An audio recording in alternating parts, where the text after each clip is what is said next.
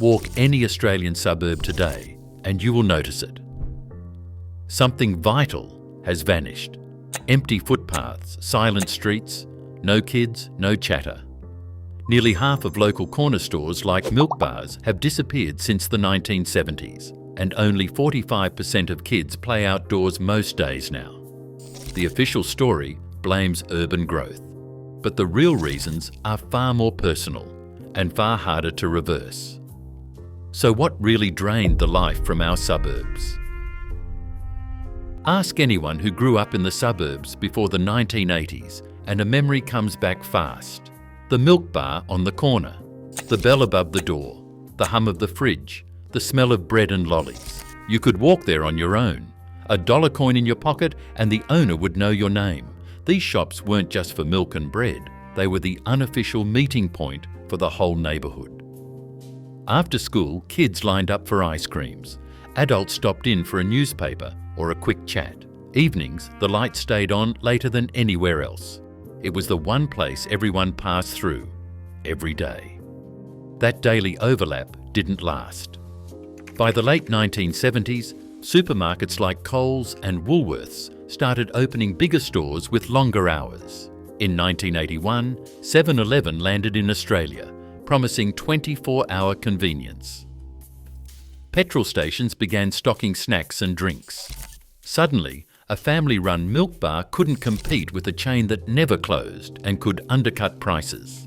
The economics turned brutal. By 2012, the number of corner shops and milk bars had dropped by a third from their peak.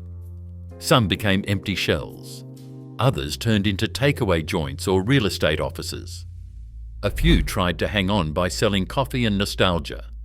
But the real loss wasn't just the shop. It was the rhythm of daily life. Without a corner store to walk to, there was no reason to bump into neighbours, no place for spontaneous conversation. The suburb's anchor vanished. What used to be a 2-minute chat on the way home became a silent drive to a supermarket. The overlap, the chance to belong, quietly disappeared with the milk bar. A modern parent might remember their own childhood as a blur of scraped knees and late dinners, but today the streets outside are quiet. In the 1970s, almost every Australian suburb echoed with the sound of kids. Cricket on the road, bikes weaving between parked cars, shouts bouncing off brick fences. The only rule was to be home when the streetlights flickered on. Now that freedom is rare, national surveys show only 45% of children play outdoors most days. The rest are inside, on screens, or in backyards hidden behind fences. What changed was not just the world, but how parents saw it. The 1990s brought a wave of headlines warning about stranger danger. News stories about rare, tragic cases ran on repeat. Even as actual crime rates stayed flat or dropped, the fear took hold. Parents started to see the street as a threat, not a playground. Letting a child roam felt reckless, even if the numbers said otherwise. At the same time, after school hours filled up with schedules, soccer, dance, tutoring. Unstructured play, the kind that spills out onto footpaths and parks, got squeezed out. Most parents say they want their kids outside more, but between safety worries and a calendar packed with activities, it rarely happens. The result is a suburb where you might hear a lawnmower or a dog bark, but not the sound of children playing. The footpaths are empty. The parks are silent at 4 in the afternoon. It is not that there are fewer kids, they are just not out there anymore. Front porches once lined Australian streets, drawing neighbours into casual conversation. House plans from the 1960s show verandas facing the street, with front doors as the main entry and cars parked along the curb or in simple carports. These design choices made people visible, fostering waves, chats, and a sense of watchfulness. By the 1980s, a new logic took over.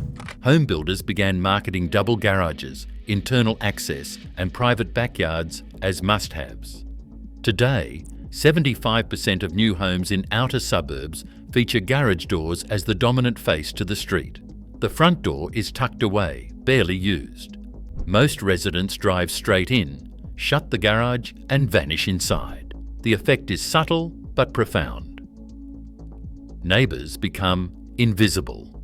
The street, once a stage for daily life, now feels sealed off.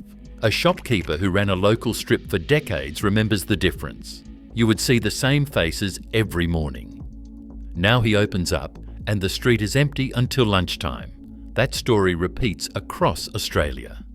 Local shopping strips, once home to butchers, greengrocers and newsagents, have thinned out.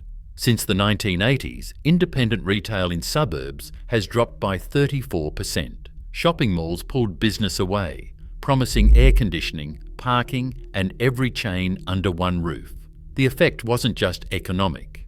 Where people once walked from shop to shop, bumping into neighbours and sharing news, now they drive to the mall, shop in bulk and head home without a word. The daily overlap, those small repeated encounters, has been stripped away by both design and retail consolidation. Suburbs gained convenience, but they lost the easy social glue that kept communities visible and connected. Step onto the footpath of a new Australian suburb, if there is one, and the pattern becomes clear. Streets curve and loop, ending in cul-de-sacs. Houses face inward, garages dominate the view, and the nearest shop or park is often a kilometre away. This is not an accident. Since the 1980s, subdivision plans have favoured disconnected networks over the old street grids. In 2021, more than 85% of new estates used layouts dominated by cul-de-sacs, cutting off direct routes and making walking impractical. Intersection density in these areas has dropped below 6 per square kilometre, less than a quarter of what you would find in a 1960s suburb. The result is a suburb built for cars, not people. Footpaths, if they exist, often stop and start. There is no way to cut through to the next street or take a shortcut to the park. A trip that would have been a 5-minute stroll now means a drive. Every errand, every school drop-off, every visit to a friend is done behind the wheel. This design does not just change how people get around, it changes who they see and how often. In older suburbs, walking to the shops or the train meant passing neighbours, exchanging greetings, being visible. In these new estates, the only regular encounters are with traffic. Doors open, cars leave, and the street returns to silence. The physical layout itself has sealed off the chance for spontaneous connection. With nowhere to walk and no one to bump into, isolation becomes the default. The streets are empty by design, not by accident. By the late 2000s, the promise was that everyone could stay connected no matter where they lived. Facebook groups for the street, WhatsApp chats for the school run, Instagram for sharing backyard projects. On paper, it sounds like an upgrade. Why knock on a neighbour's door when you can message the whole block at once? But the digital version comes with a catch. You can scroll through hundreds of posts from people you've never met, yet you might not recognise the person living 2 doors down. Studies during the 2010s found that heavy social media users reported feeling more isolated, not less, especially in suburbs where daily encounters had already dried up. The reach is bigger, but the overlap is gone. You can live surrounded by people and never share a single real moment. The suburb feels full online, but empty in real life. The numbers confirm what you feel on the street. In Sydney and Melbourne's eastern suburbs, the working age population dropped by 2.5% between 2019 and 2023. That is thousands of people, mostly younger adults, priced out or pushed to the edges. Local shops and services lose their customers, and the cycle feeds itself. Once people leave or cannot afford to stay, the old rhythms do not come back. In the outer west, the picture is just as stark, but for a different reason. Mortgage arrears now top 4% in some suburbs. That means 1 in 20 households is behind on payments, with forced sales and empty homes becoming common. These are not small blips. They are signs that the emptiness is built in. Suburban life now means more privacy, but less community. In 2024, over half of Australians say they rarely speak to their neighbours. The spaces that once connected us have disappeared, and that loss shapes our daily lives. So the real question is, what do we want our suburbs to feel like tomorrow?